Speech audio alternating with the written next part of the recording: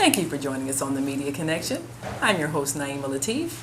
We're here in Washington, D.C. with Dr. Ben Chavis, who is President and CEO of the National Newspaper Publishers Association. We'll be right back. Now I'm here with Dr. Ben Chavis, head of the National Newspaper Publishers Association. And one of the things that I'd like to know is, how has the black press adjusted to the new president? Well, I think the black press in America, we adjust to each president. We adjusted to President Obama, we adjusted to President Clinton, we adjusted to President Bush, and certainly we have to adjust to President Trump. But I want to say on this occasion, Naima, it's so good to see you in the Media Connection. This is the 190th anniversary of the black press in America. Since 1827, when Freedom's Journal was first published in New York City, we have been on that front line, not only reporting the news to black people, to African people, not only in America but all over the world, but we've also been an advocate for freedom, justice, and equality. And I think that in 2017 and looking forward, we certainly have to roll up our sleeves and continue to do that work. I believe that there's more need for the black media, more need for black press today than in years past. And that is because, given the demographic changes in the United States, if we're not careful, the interests of black people will be triaged over against a larger backdrop of things changing. And I think that politically, now that things have changed in terms of the Republican Party being in the White House, being in control of the Congress, it means that we have to address those public policy issues, not only at the local level, the state level, the regional level, the national level, but also globally. Because, you know, one thing, black folks are all over the world. Oh, absolutely. And our consciousness has to be geared to not only what's happening on my street, in my home, in my community, but also what's happening in our world. Yes. Well, across the world, we've got this image, particularly of our youth here in America, very negative image, and so many people are afraid of African American youth.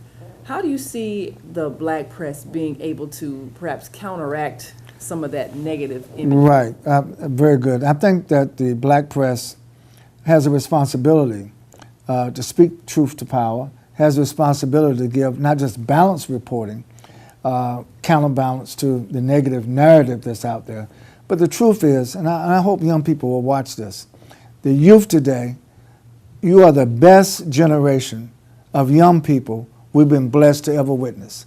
You're the best, you're the most intelligent, you're the most gifted, you're the most talented. But what you need more than ever before, you need our encouragement. You need our love. You need our embrace. You need our mentorship.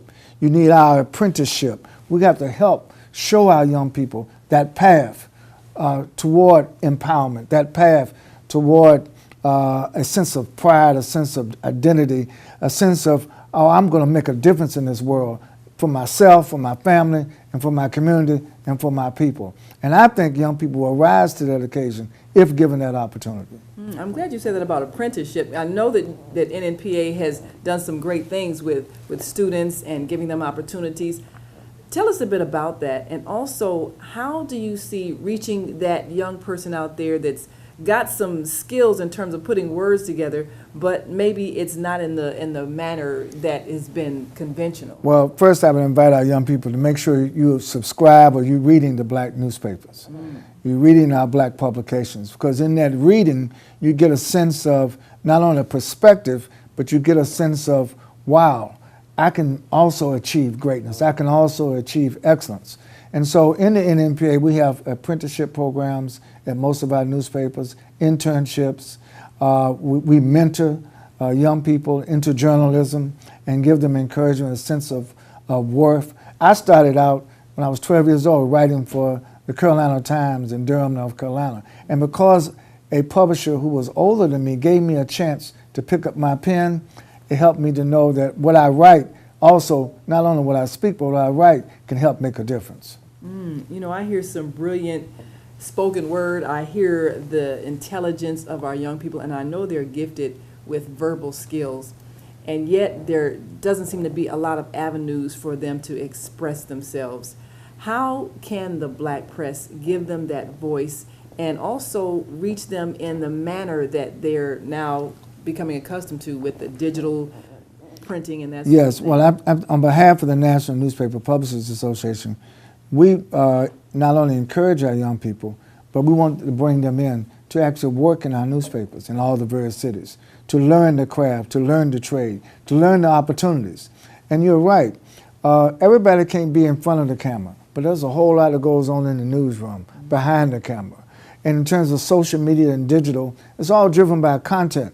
I tell brothers and sisters all the time, the black press, we are rich in content. Now as we acquire new technology, new platforms have to disseminate the content in our community. That's when social media and digital comes in. But I don't want anyone to ever think that that's going to take the place of picking up that newspaper, or picking up that printed word, because it is the printed word that gives rise to the content that's now in social media. There have been a lot of things that have happened across the country, a lot of acts of violence that have moved people to protest. And sometimes in the African American newspapers, we get clashing points of view. There seems to be maybe a generation divide in how these things are viewed. What do you see as the differing points of view when these activities erupt? Well, for the record, I want to say that the NNPA, we support Black Lives Matter. We support our young activists. We support our young brothers and sisters who are out there on the front line challenging injustice. Now, however, I also would think that we have to not be confined to one narrative. And I think that certainly we have to challenge police brutality. We have to challenge these racially motivated murders of our young people, male and female, in many of our communities. But we also have to challenge somewhat the self-destruction that's going on in our own community. You know, Frantz Fanon, who wrote a great book called The Wretched of the Earth, once said, those who are oppressed must not internalize their oppression, where then we become the instruments of our own oppression. And so certainly we have to challenge the racism and the violence against us by forces who've historically arrayed to oppress us and exploit us. But also we have to look internally. We have to say to each brother and sister that you are my brother and my sister, that your life is of value. And I have no right under any circumstance to take your life. We have to bring back the value of all black lives. So Black Lives Matter is just not a rhetorical thing or a protest thing once a life is taken. But Black Lives Matter is that we love black lives, that we respect black lives, that we will protect black lives, and we will do all that is necessary in our community so that we can have the harmony and not the antagonistic and not the self-destructive thing that happens when we turn on one another rather than turning to each other. I know you've participated in a lot of leadership summits and so forth, and there seems to be a need to perhaps have some type of summit with the youth and the elders. Do you see perhaps NNPA being the facilitator of that? Oh, absolutely, round? absolutely. You know, my background, you know, Russell Simmons and I started the first hip-hop summits. And, of course, I'm known on the street as an OG. So my thing is, yes, we need to have this intergenerational dialogue, but I think the elders have to listen to the youth, and the youth have to listen to the elders. It is not about who has the most wisdom, but because wisdom is intergenerational. It's not about who has the most truth. It is intergenerational. But we all come together and we strengthen one another. As I said earlier, I believe that DNA, the DNA of the black community is that we're resilient. You know, we always come back from that which has given us excruciating pain and suffering and poverty. We always look, not just rhetorically that we will overcome, but we work to make sure that that happens. And that's why I think as I move around the country today, on behalf of the NNPA, I'm encouraged because I see young people wanting to care for their families. I see young people wanting to get a good education. I see young people who may not know the name of the brother and sister who's been victimized, but they say, no, you got to call that brother and sister's name. You know, we're not going to let that death or that violence go down without a response.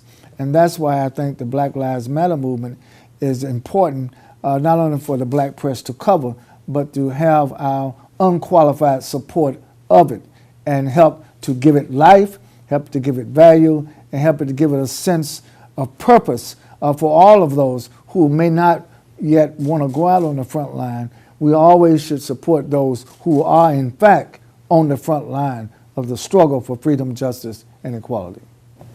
I know when President Barack Obama was in office, a lot of people were hoping that he would come out stronger in some instances when there were killings and people were hurting.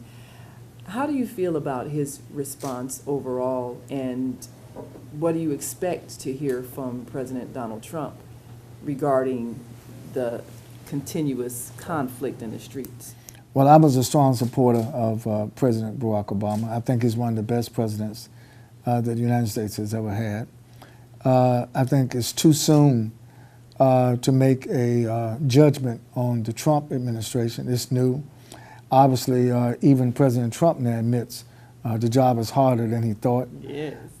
Providing health care is a complex matter for all of Americans.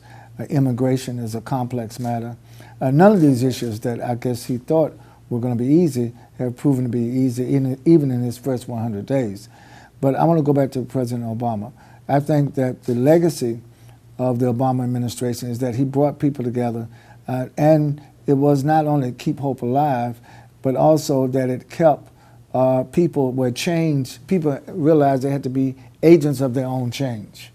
And so to me, it was not so much what Obama did or did not do, but it's what did we do and what didn't we do. I think the responsibility is on all of us. He serves as an inspiration, absolutely, to get to the White House.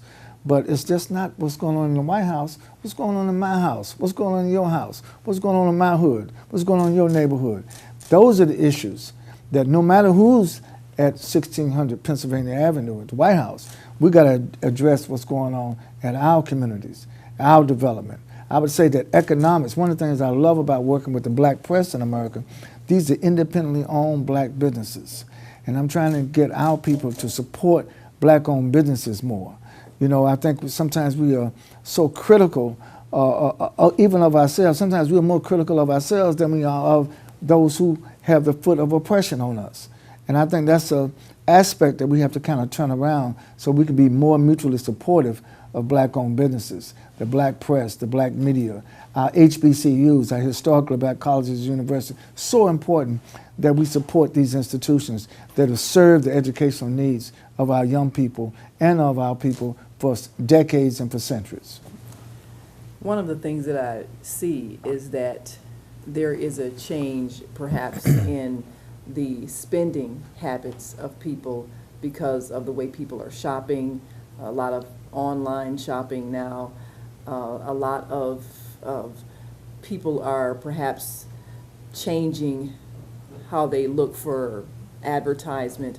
How has that affected the newspaper industry, and what adjustments have publishers made to continue to attract those advertising dollars? The change in advertising has affected the black press, but I'm pleased to report to you that our readership in many cities is up. As black people are resilient, so is the black press is also resilient. And so, yes, there's a challenge now on the way advertising is done, and there's a challenge on who advertises. But African Americans, we're consumers primarily, and we're spenders primarily. In this economy, we spend over $1.2 trillion every 12 months. So if you look at what these corporations that make all this money off of our spending, how much is put back in the community? How much is, in terms of equity share of advertising, comes back to our black-owned businesses, including black-owned newspapers?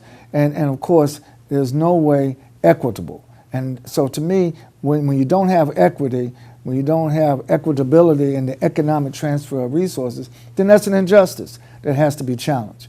And I guarantee you, the NNPA is going to make that challenge. Well, one of the things that tends to drive newspaper sales is the bad news. And it's so easy to sensationalize things.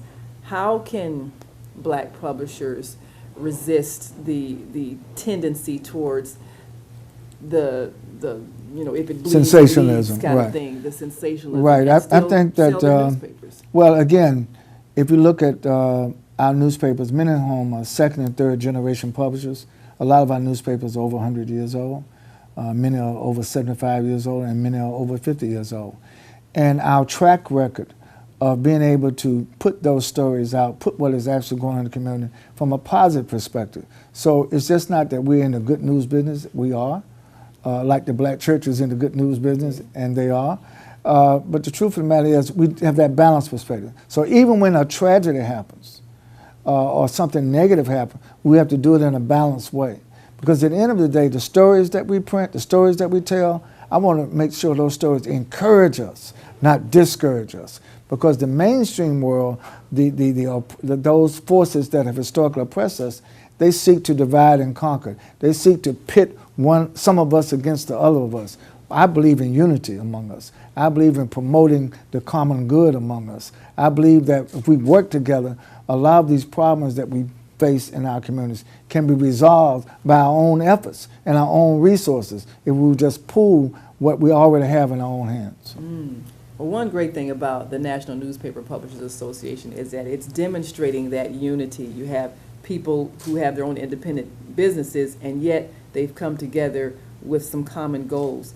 What are some of the ways that the newspapers and NNPA work together and cooperate? Well, I think that's another very good question. We share a wire service.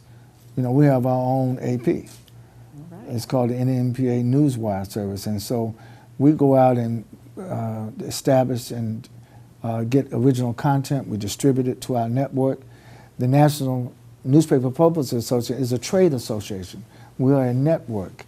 And we're also establishing not only our own print network, but we're establishing our own digital network. So we're going to compete in the marketplace as competent, as resourceful, as resilient businesses that speak to the needs, that speak to the aspirations. You talk about young people. I'm so proud of our young people aspire.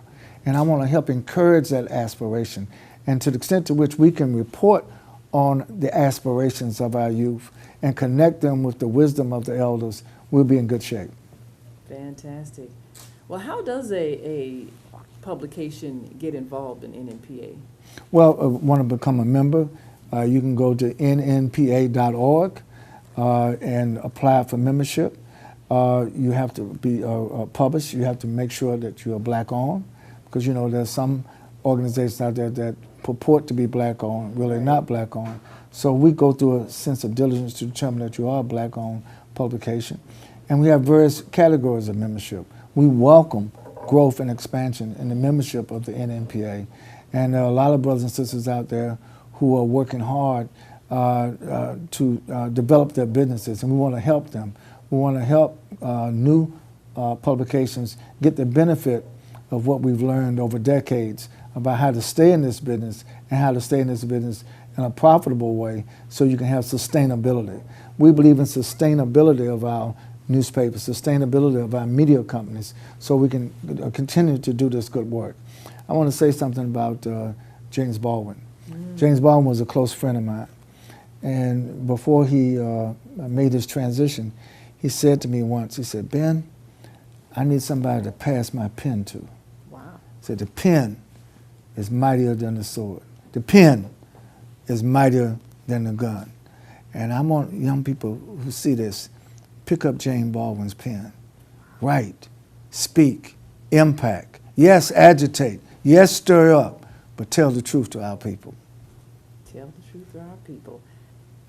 There's lack of knowledge about what is happening globally in many countries. We hear wars, rumors of wars, and that kind of thing, but there's not that firsthand knowledge coming from the people so that the citizens of America can really understand the issues.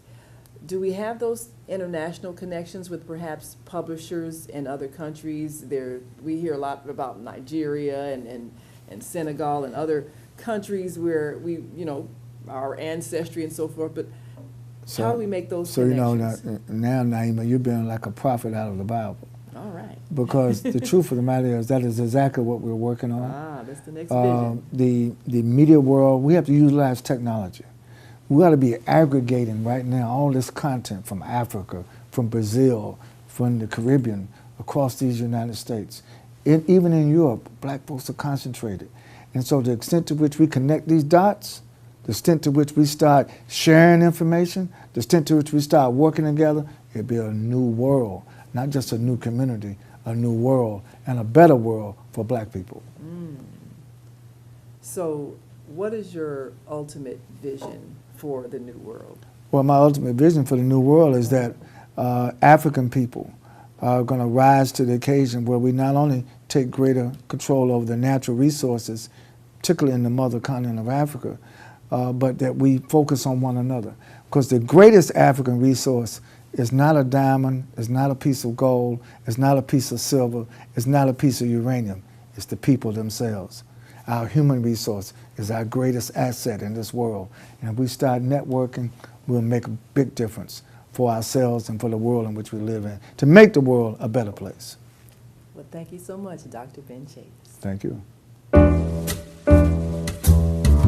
We're back here in Washington, D.C. at the Thurgood Marshall Center with Dr. Benjamin Chavis, President and CEO of the National Newspaper Publishers Association, better known as NNPA. Tell us about the event you have coming up May 17th. Yes, May 17th, 2017 marks the 63rd anniversary of the Brown decision from 1954, the Supreme Court decision that Thurgood Marshall argued to desegregate the schools in America. And of course, he later became Supreme Court Justice himself. So Mrs. Marshall, who's still alive, she's in her 90s, she'll be here at the Thurgood Marshall Center as we celebrate the 63rd anniversary of the Brown versus Board of Education Supreme Court decision that Thurgood Marshall led that charge on behalf of the NAACP Legal Defense Fund. It'll be a time, we're going to try to get it live streamed so brothers and sisters who cannot travel to D.C. can be witness it, but it's going to be here at the Thurgood Marshall Center on May 17th. Fantastic. Well, we're going to let Dr. Chavis close us out with some great remarks that you need to hear. We'll be right back. On behalf of the National Newspaper Publishers Association, I'm very pleased to be able to speak directly to you. Yes, these are trying times. Yes, these are challenging times. But the truth is, we've had challenging times before. We've had trying times before. And what we learned from our ancestors, what we learned from our elders, is that we never let the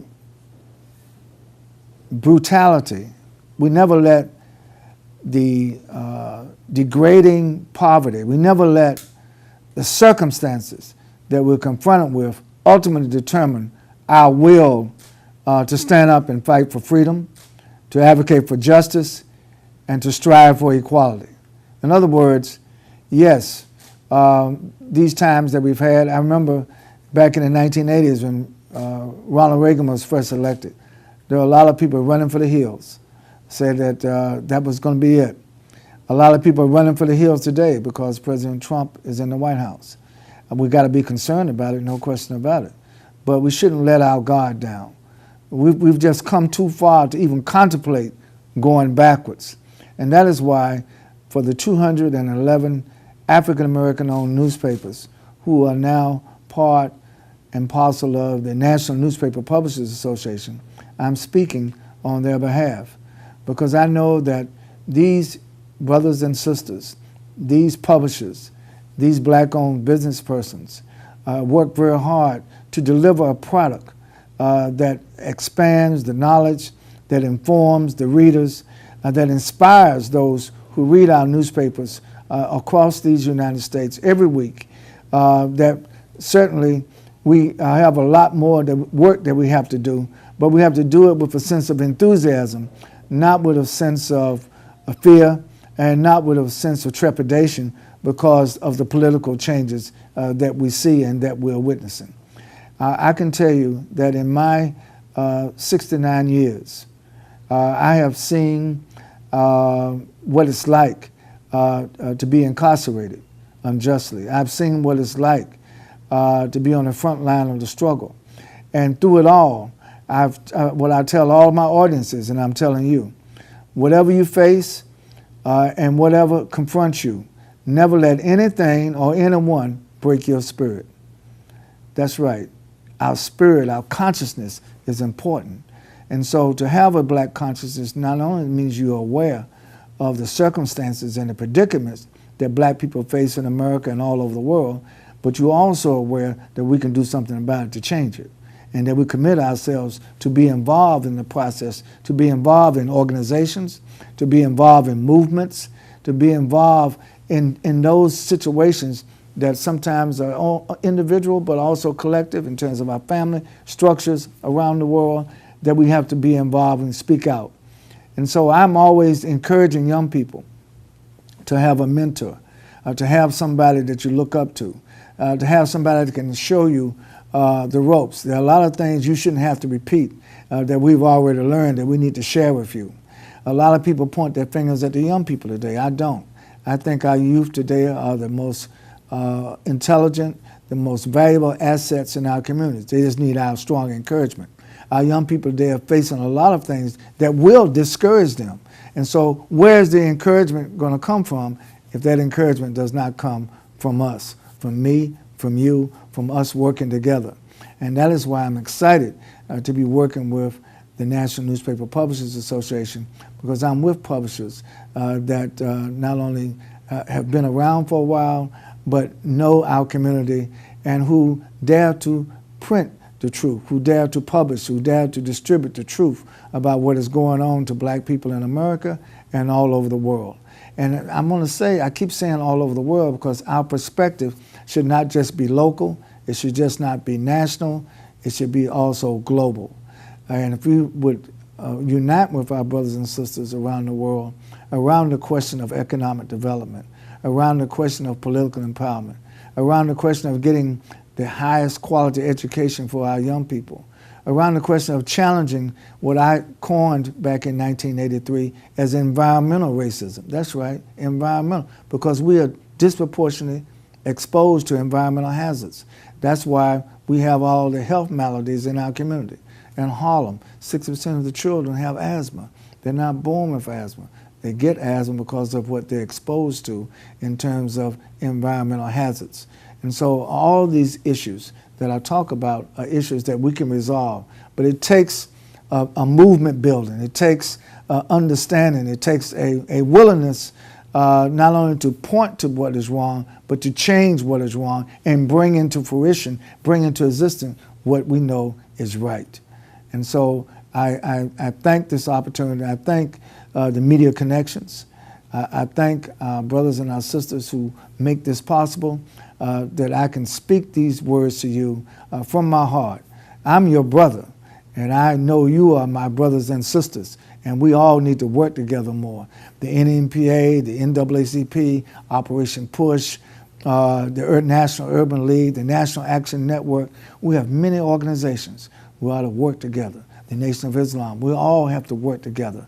No matter what your faith, no matter what your organization, no matter what your class status may be, we have to work together. That's my message to you, working together and then sharing and enjoying the benefits of working together, of making progress.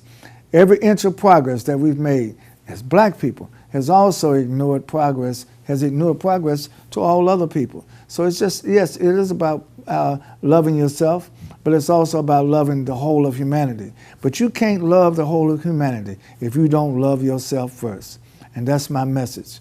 God bless you. This is Benjamin Chavis from the National Newspaper Publishers Association, speaking to you from the heart.